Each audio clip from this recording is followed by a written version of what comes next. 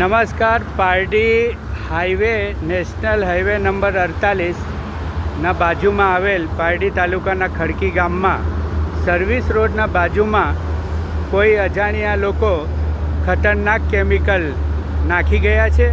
તમે જોઈ શકો છો.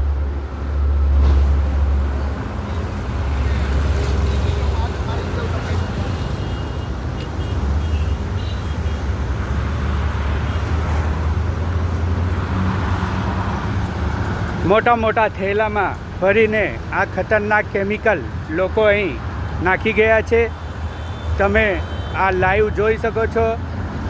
પારડી ચાબુક ન્યૂઝ દ્વારા યુટ્યુબ પર જોઈ શકો છો કે પાછળ કેટલું ખતરનાક કેમિકલ છે. ગામના સરપંચ શંકરભાઈ પટેલ અને એમની ટીમે આજે જીપીસીબી પ્રદૂષણ વિભાગને આ માટે અરજી કરી છે અને એના નિકાલ માટે માંગણી કરી છે. લોકોએ સાવધાન રહેવાની જરૂર છે. અજાણ્યા લોકો આ રીતે ગામમાં કેમિકલ ખરાબ નાખી જતા હોય છે, જેનાથી લોકોને નુકસાન છે.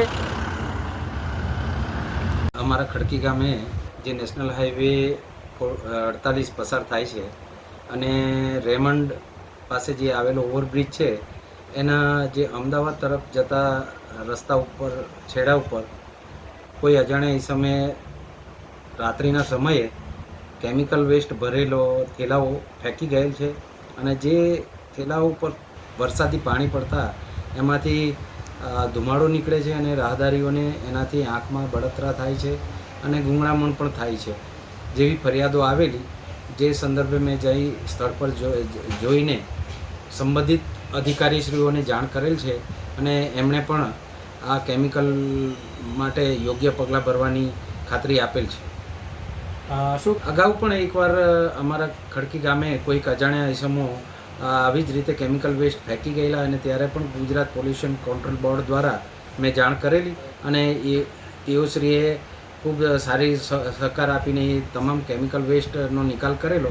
તેવી જ આશા આ વખતે પણ છે અને એ પણ અમને ધરપત આપેલી જ છે કે એ કેમિકલ વેસ્ટ અહીંથી દૂર કરી દેવામાં આવશે.